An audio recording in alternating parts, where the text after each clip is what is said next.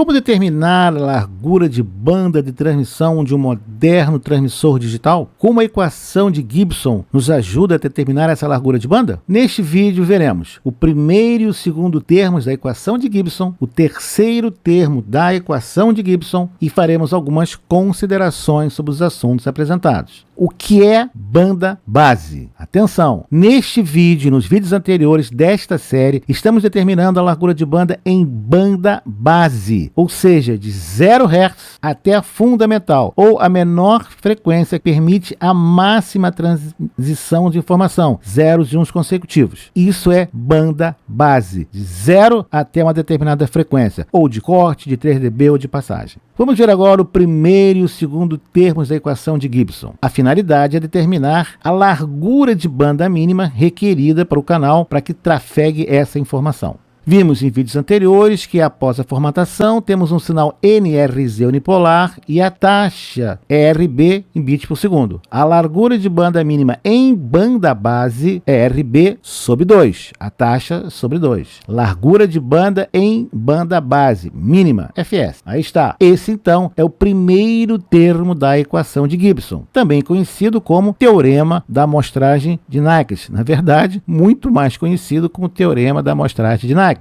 A taxa de dados na saída do compressor digital é inferior à taxa de dados em sua entrada. Claro, isso é a compressão de dados, saem menos bits do que entraram. Para a mesma duração de tempo, são transmitidos menos bits. Podemos ter compressão digital com ou sem perda da informação. Geralmente, os códigos permitem perda de informação sem que haja uma percepção humana, seja em vídeo, seja em áudio, dessa perda. Os bits de saída, portanto, são mais largos. Agora nós temos o segundo termo da equação de Gibson e podemos calcular a banda mínima de transmissão em banda base depois da compressão digital. Aí está o termo FC, que é um fator de compressão, relação entre o número de bits de entrada e o número de bits de saída do compressor. Se não houver compressão, esse valor é igual a 1. Temos agora a formatação com a sua largura de banda e a compressão digital com a sua respectiva largura de banda. Também podemos considerar a taxa na saída do compressor, RC, e dividir por 2. A largura de banda mínima em banda base após a compressão digital é dada por BW, BB mínimo Hertz, banda base. Taxa em bits por segundo da fonte, fator de compressão FC e RC, taxa de dados após a compressão digital, sempre unipolar NRZ. No nosso primeiro exemplo, onde temos um sistema digital de transmissão de dados operando em 34 megabits por segundo e sinal NRZ unipolar. Os dados passam para um compressor digital cujo fator médio de compressão é de 4:1 e queremos determinar em banda base a largura de banda mínima do feixe antes da compressão, após a compressão. Solução: antes da compressão, a taxa da fonte 34 MHz sobre 2, a largura de banda mínima em banda base 17 MHz. Depois da compressão, a largura cai agora para 4,25 MHz, divide por 4. Veja a tabela. Para uma taxa de 34 megabits por segundo, quando nós temos o sinal da fonte, necessitamos de 17 MHz. Depois de fazer a compressão do sinal, um FC igual a 4, essa banda reduz-se a 4,25 MHz. Estamos transmitindo a mesma informação com uma largura de banda muito menor. O compressor digital retira redundância, não é isso? Que tal agora nós introduzirmos uma redundância? Não é uma boa ideia? Vamos ver. Veja esse feixe. É um sinal de entrada, um bloco de 4 bits. Observe que a duração de cada bit de dados de entrada é TC. O sinal é do tipo NRZ unipolar e esse é o trem de dados que vai ser aplicado ao código do canal. Detecção, correção de erro. Temos o bloco de entrada em azul e em vermelho agora é o bloco de saída do detetor corretor de erro. Observe que na entrada temos 4 bits. 1, 0, 1, 1. Na saída agora, 7 bits. 10,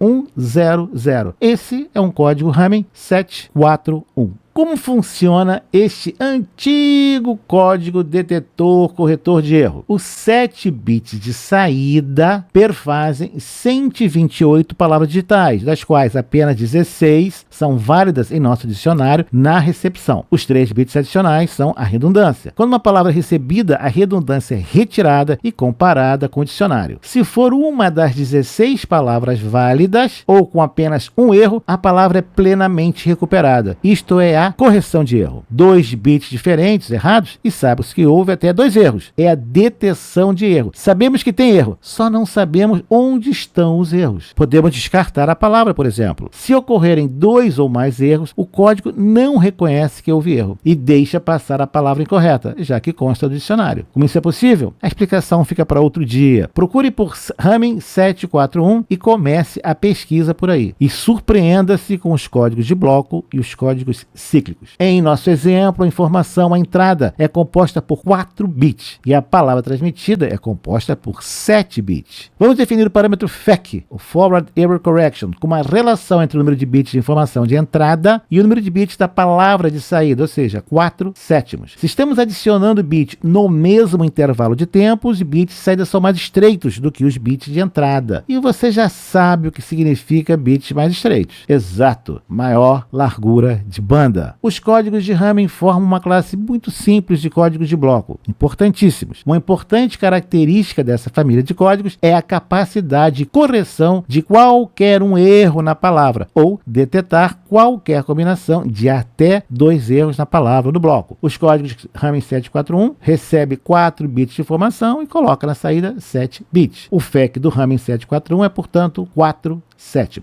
Já os códigos de BCH são códigos de bloco para deteção e correção de erro e formam uma generalização dos códigos de Hamming, permitindo a deteção e correção de múltiplos erros. O Hamming, apenas um erro. São uma classe de códigos cíclicos, fornecendo uma vasta seleção de comprimentos de bloco, taxas de código, tamanho do alfabeto e capacidade de deteção e correção de erro. Como exemplo, temos os códigos 15.11.1, que corrige um erro no bloco de 15 bits, 31.22.2, que corrige até 2 erros no bloco de 31 bits, e 31.11.5, que corrige até 5 erros no bloco de 31 bits. Percebeu que o número de bits de informação vai caindo cada vez que o código consegue corrigir mais erros do bloco? Maior poder de correção, menor capacidade de transmissão de informação. Vai mais redundância. Na tabela, eu coloquei uma pequena amostra, muito pequena amostra, dos vários tipos de códigos BCH. Observe na primeira linha o 15.11.1, que parece o código de Hamming, porque ele deteta e corrige apenas um erro, o FEC 11/15. Já na última fileira, um 31.6.7, cujo FEC é 6/31, que é capaz de corrigir até 7 erros nesse bloco de 31 bits. Observe que nós temos 25 bits de redundância.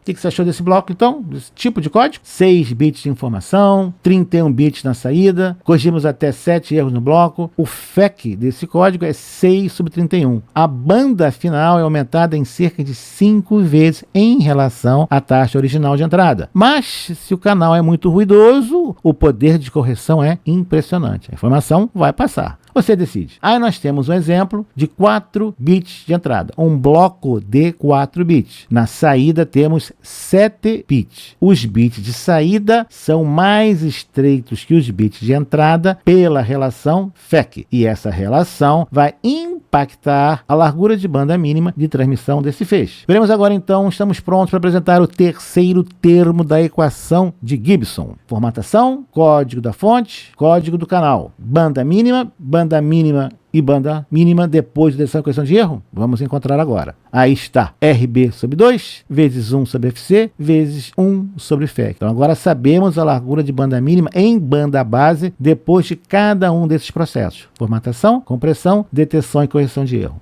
A equação completa, primeiro, segundo e terceiro termos, RB é a taxa de dados, FC é fator de compressão e FEC é o fator de redundância. A equação completa com o segundo termo, maior ou igual a 1, é a relação entre o número de bits de entrada e o número de bits de saída do compressor digital. Se não houver compressão, FC igual a 1. Vimos isso em vídeos anteriores. FEC agora, entre 0, nunca é 0, maior do que 0, e menor ou igual a 1. É a relação entre o número de bits de entrada e de saída do detetor corretor de erro, ou seja, o código da fonte. Se não houver codificação da fonte, o FEC igual a 1. Vamos ao nosso segundo exemplo. Temos um sistema digital de transmissão de dados operando em 34 megabits por segundo, sinal NRZ unipolar. Os dados passam por um compressor digital, cujo fator médio de compressão é 4/1. Em seguida, o feixe aplicado a um detetor corretor de erro do tipo BCH 31.16.3. Nós queremos determinar em banda base a largura de banda mínima do feixe antes da compressão, após a compressão e após passar pelo detetor corretor de erro. O que significa um código BCH 31163? Saem 31 bits de informação e redundância. Um pacote é um bloco de 31 bits de saída. Entram 16 bits de informação, portanto temos 15 bits de redundância. E esse código é capaz de detectar e corrigir até 3 erros em um pacote recebido de 31 bits. O FEC é, portanto, 16 sobre 31. Solução: FC4, FEC 16 sobre 31, largura de banda mínima para transmissão dos dados da fonte é 17 MB. Depois da compressão,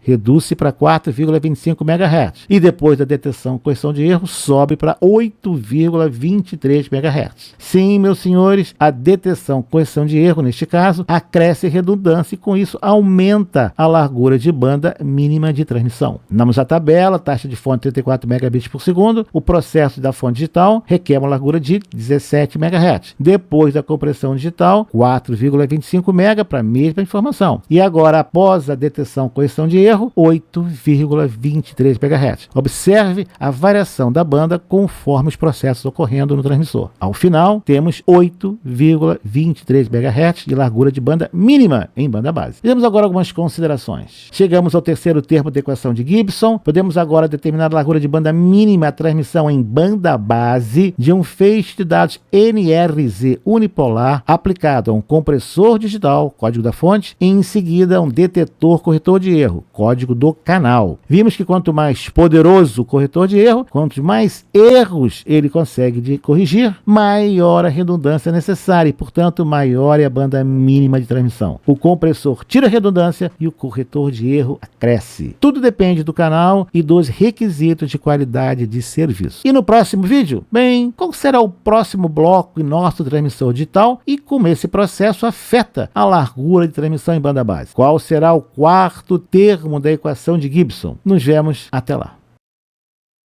Obrigado por ter assistido a este vídeo, deixe o seu like, inscreva-se no canal, acione o sino e seja notificado dos novos lançamentos semanais.